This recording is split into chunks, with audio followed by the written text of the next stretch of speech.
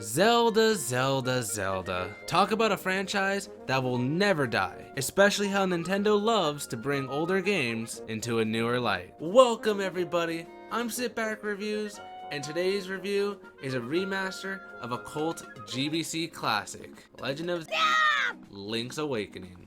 But before anything, if you're new to the channel, please hit the subscribe button below, and if you enjoyed the video, like it too. I appreciate it. But this is a monumental moment for me because this is my first time using Facecam, so like, which mic am I talking in? Now, like always, sit back and enjoy the review. The story kicks off showing Link sailing through a storm. Everything goes downhill and Link doesn't make it.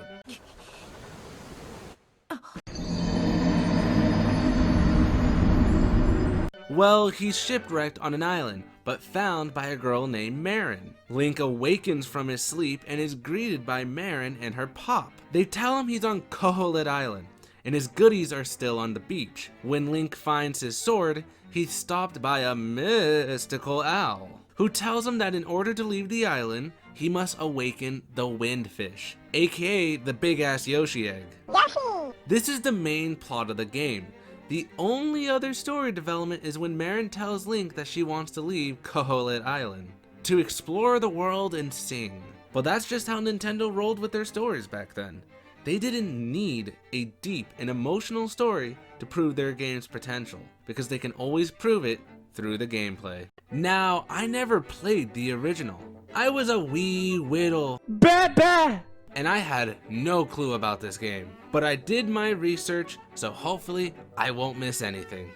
If I did, please tell me in the comments below so I know for future references, in case I want to review the original.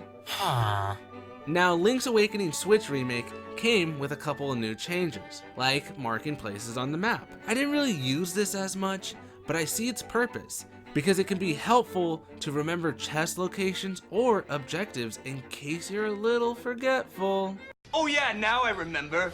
The remake also added bottles, more heart containers, and shells. Hearts I can see, but the shells, I don't. Again, I didn't pay attention to the shells, but they are beneficial and a great challenge for the completionists. The bottles are a nice touch too, but there's already a way to revive Link through a cream, so they act more like potions. Probably the biggest new change is the button layout. The Game Boy Color didn't have a lot of buttons. Now take Link's Awakening's large item count and put it on a... They tried working with what they had. The original Link's Awakening's huge issue was constantly having to pause and equip items, but now that issue is gone. Link's shield and Pegasus boots are assigned to its own button, while the power bracelet and flippers are always equipped. So this saved the pausing issue, because there's not that many items that need to be equipped constantly. But there is another. The new game mode in this game is called Super Legend of Maker, because that's what it technically is. You can now make your own dungeons by visiting Dompi. It's fun and interesting, because you can build dungeons off the chambers you've visited. I enjoyed this mode for a while, until I found out that's all there is. And like that, you've lost me. You can let other people play your dungeons, but this idea falls flat because you can only save it to an amiibo, then let other people play it. Nintendo is onto something here, and I think it's a hidden prototype for a new game. But these are the only new changes I found. Link's Awakening stays true to the source material, and now I can start talking about the actual game. Yeah, boy. Nintendo hit a solid formula with Link to the Past, and they continued it for Link's Awakening with some new ideas. The biggest one is Link can jump on command.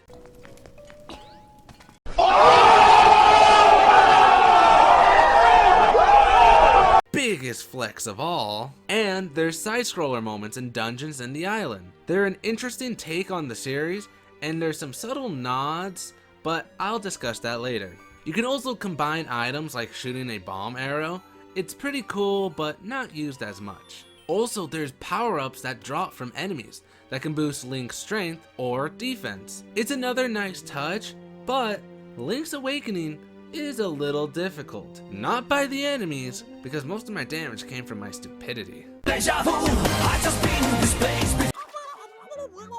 But from backtracking. I know this sounds childish, but there's a lot of backtracking, and it's pretty time consuming. It usually happens if you missed a trade item or you didn't buy something, but later in the game it's fixed because you meet this big hunkin' fish, and he lets you fast travel anytime to the portals.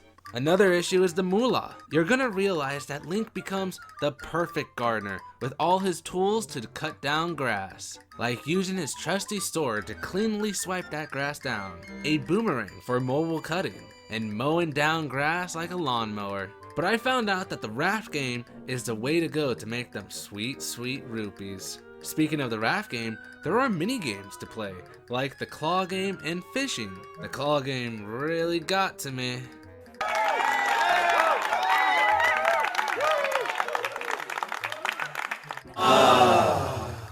So the gameplay is fun, the mini games are interesting, and the problems I encountered are minuscule. I still enjoyed myself by exploring the island, solving puzzles, and cutting down grass. But we can't continue this review without stating the elephant in the room. Link looks like he wants to be a dentist. Why weren't you at elf practice? For some reason, the visuals gave me this porcelain doll vibe. Like it's one big toy box. Each character is adorable, and honestly, I would like a figure of them on my shelf. I love how Nintendo tries new visual ideas and can make it work so well. But one bump in the road was every once in a while, this part of the screen's frame rate would get fuzzy. It gave me a headache, but it didn't happen constantly, so meh. Another great aspect of Link's Awakening is the charm. Damn it, this is the third review where I talked about the charm again, but I have to. Link is expressive, his voice is adorable, his yell is terrifying. And the dialogue is pretty witty. Well, excuse me, princess. It's funny to see Link comment on things, and also the townspeople. Their conversations are funny, and I enjoyed talking to all of them. You can also steal, but I couldn't get that to happen because I'm a good boy. That's a good one. But if you haven't noticed, there's some references from other Nintendo games, like Goombas, Cheep Cheeps, and Chain Chomps from Mario. Also, Dr. Wright from SimCity, and many more. You can tell Nintendo had creative freedom with Link's Awakening, and they took full advantage of it.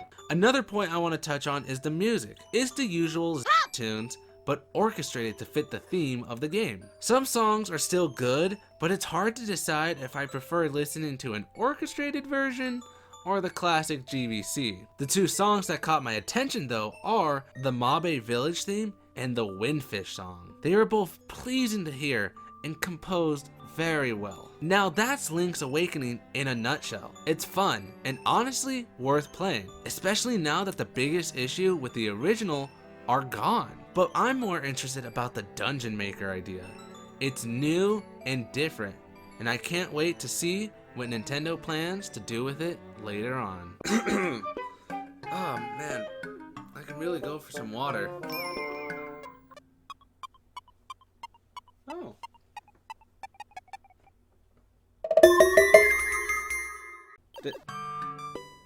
Did anyone just hear that? Huh? Screw it. Thank you everybody for watching. Please check out Link's Awakening on the Switch. It's a fun experience, and Link can jump on command. Biggest flex of all. But again, please support the channel by subscribing, and if you want to know anything, follow me on my social medias. I post things